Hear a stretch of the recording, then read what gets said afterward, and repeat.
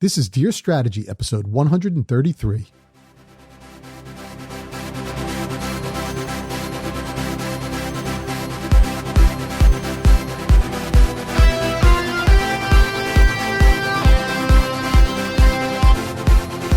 Welcome back, strategy creators, to another great episode. This is episode 133. We are back after a very long hiatus, it would seem. I don't know. I keep trying to figure out where this show sits in the podcasting ecosystem. It's one of those things that I get inspired to say a few things and then I go off to other things and then I come back to it. And I've tried to keep it a regular thing, started out that way, started out with a blog post that went along with everything. And then that kind of faded away because just didn't have the time to do all that. My business has been fantastic, which is all great. And eventually you run out of stuff to talk about, I guess. I don't know. But I definitely want to try and keep this going as much as possible.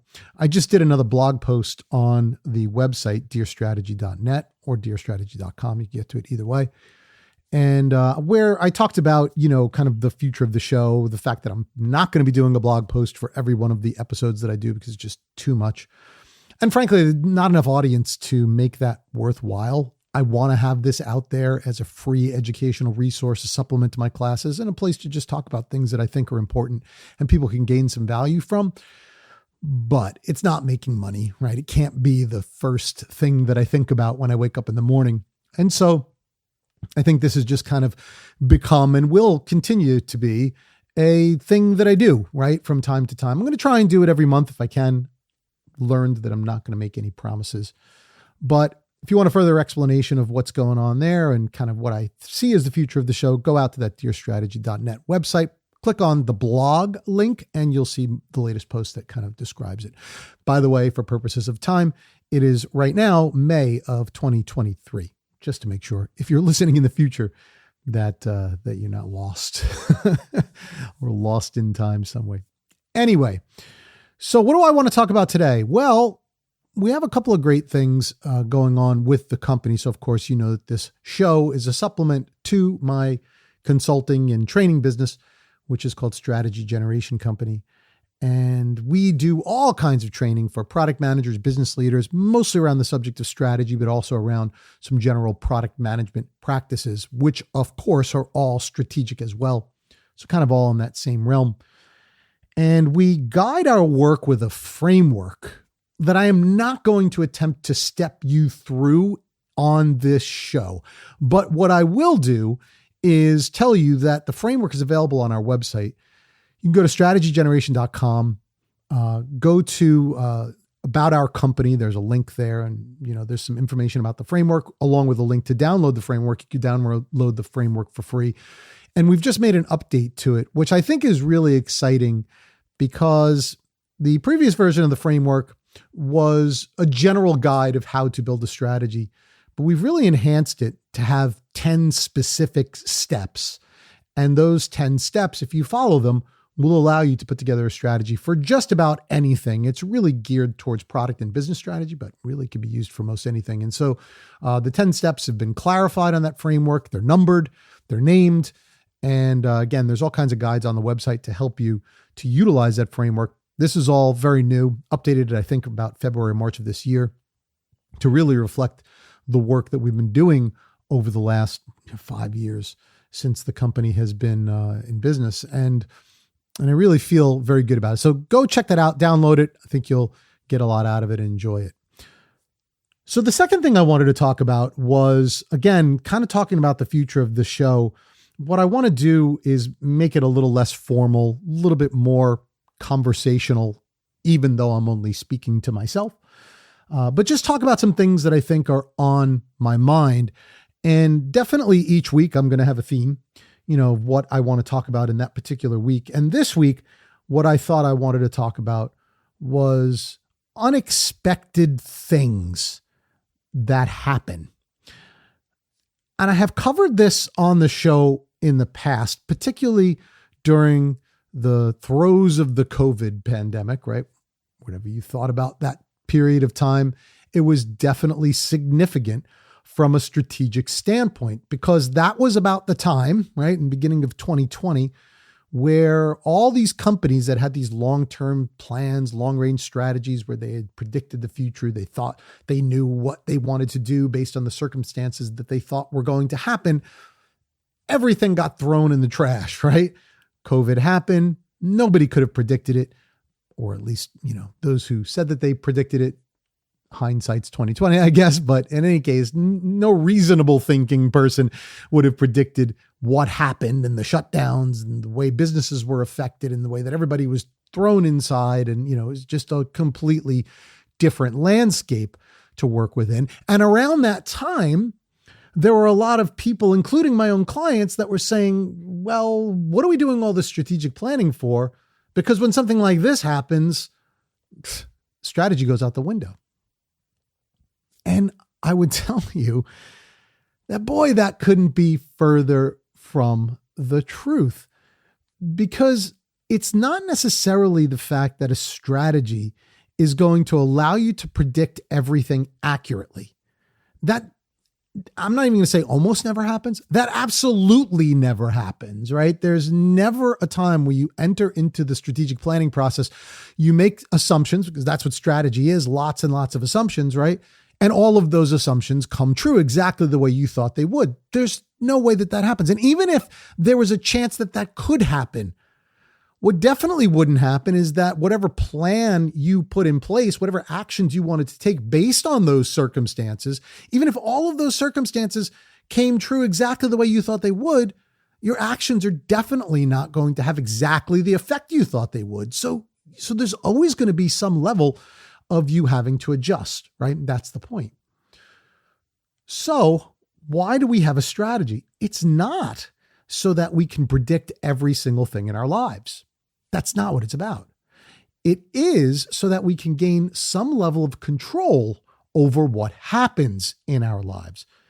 And we can have some type of a thought process around when things don't go exactly as planned. What are the options that we have in front of us? And the options we have in front of us are based on us thinking about all of the things that could happen, right? And there's endless amounts of things that could happen at any given time. But if you planned on something and that thing doesn't come true, then you know what didn't come true. You know what assumption you made that wasn't correct. And now you can go into the process of rethinking, okay, what are the different things that might happen? And then if this happens, this is what I'm going to do. If this happens, this is what I'm going to do. If this happens, this is what I'm going to do. That's really what strategy is. It's not the process of putting things down on paper, right? That's part of it. But the real part of strategy is thinking about all of the different scenarios that could happen, all the different variables that might hit you at any given time, and thinking about playing all those things out. What will happen if this goes on? And what will happen if this goes on? And what will happen if this goes on? And more importantly, what will I do? Now, if you need an analogy to help you get your arms around that, sports is a good one. Also, game playing is a good one. So we'll kind of cover both of them. Think about something like football or any sport, and take any sport, right? Now, I'm not a tremendous athlete, I will tell you. Not because I couldn't be, just 'cause sports don't interest me that much. Kind of like them as an observer, mostly probably because of the strategic aspect, being a strategy nerd, I guess. But I like it enough to know that when you are approaching sports from a strategic standpoint, what you're doing is you're thinking about what the other team is likely to do, based on their history, based on what you've observed, based on footage that you've seen, based on what you've read, based on the players that you know, whatever, right? You're thinking about what they might do. And then what you're doing is saying, if they do this, this is what we need to do in order to achieve our goal, which is essentially to win the game, or play by play to, run the ball down the field, or, put the puck in the net, or whatever it is that we're trying to do at that given time, right? But it's this idea of thinking about what the team is likely to do that you're going against, and then think about what you're going to do if that happens. But you don't just do that for one scenario, right? You think about it in a number of differences. Well, if they do this, then we'll do that. But if they do this, then we'll do that. And if they do this, we'll do that. And you can come up with an almost endless number of scenarios, and you narrow them down based on what you think is the most likely scenarios that might occur based on what you know, right? And based on what you've observed and all those different things. So now you end up with maybe 3, 4, 5 likely scenarios. You probably in your head prioritize them, think about what's the most likely, what's the least likely, and you put your plan in place accordingly. And then once you start executing your plan, you start to get more information. Okay, I thought they would do this, but they did that. That means that on the next play, they're more likely to do this than that. And so you're kind of constantly running this through your head, right? Of what you think might happen versus what really does happen. Put together a number of different scenarios, most likely, least likely, and then you go from there. Same thing happens in game playing, right? Take chess. That's probably one of the more strategic games that we can think about. If you are a chess player, you know what I'm talking about. What you're doing is you're making a move, but you make that move based on what you think your opponent is most likely to do in response. And you have all these scenarios playing in your head, just like the sports analogy, same type of a thing, right? If I move here, I think they're going to do that, or this, or that, or that. This is probably the most likely, so I'll take that move.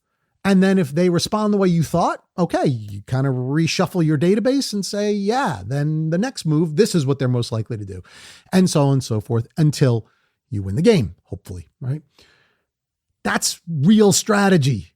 That's real strategy. It's not about putting together some elaborate business plan that's exactly going to go like this. And then if it doesn't go like this, you failed. No. You put together a plan based on what you think is going to happen, and then you reshuffle that plan based on what actually does happen. And you have to do that in real time. And I would contend that if that is the way you approach strategy, then it might make the most sense to not write it all down. Right now, that sounds a little weird from a company that trains people on how to write it all down.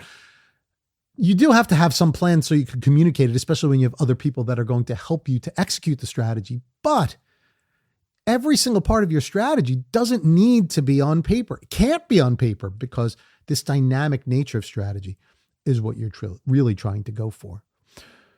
So all of that to say that what this process is really about is thinking things through to their logical conclusion. Now, what's the opposite of doing that? What does not having a strategy look like?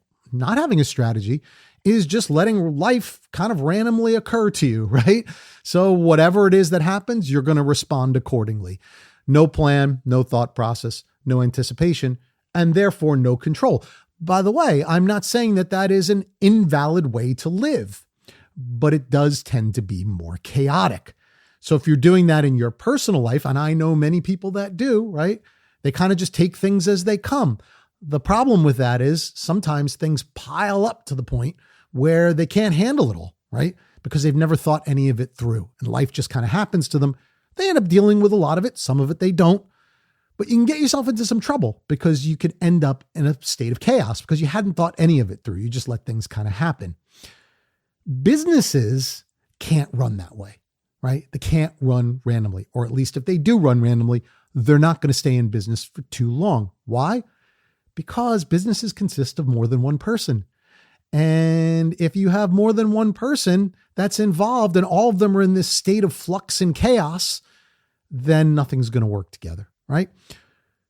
So that's what I really wanted to make sure that we covered off. And I'm going to cover this again because I think this is kind of a recurring theme, both in business and in life, that if you go through either of those things without any type of a plan, any type of a strategy, any type of anticipation, things are going to eventually run out of control, right? And they're going to pile up because you can't be reactive to everything.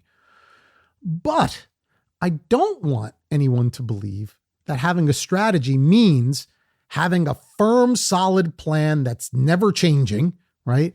And that you can never modify once you've committed to it, because that's not strategy either. That's locking yourself into something that is very unlikely to happen which means that you're going to end up being reactive in that case as well, right? It's almost as good as not having a plan at all, because if you have only one plan based on one scenario happening, you're locking yourself into something that's more than likely not going to happen.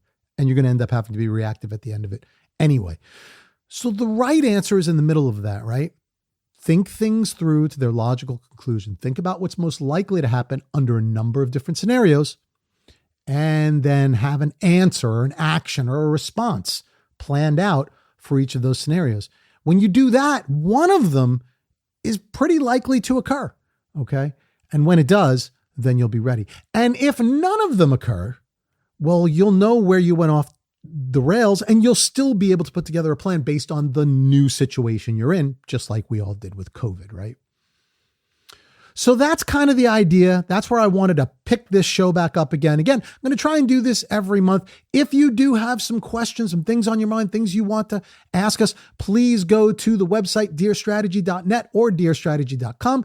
Click on the Ask a Question link or Contact Us link. I can't remember what I called it, to be honest with you at this point, but you'll know how to get in touch with us there. Ask a question, something you might want to be featured on the show, and be more than happy to answer that. And if you want to be featured on the show, maybe you want to come on the show and ask a question yourself, that's an option too. Maybe we have a format like that in the future. So please get in touch with us either way. In the meantime, hope that you enjoyed this show. Hope you enjoyed the return. And of course, don't forget to make time for the plan. We'll see you back here on another episode of Dear Strategy. Thanks for joining.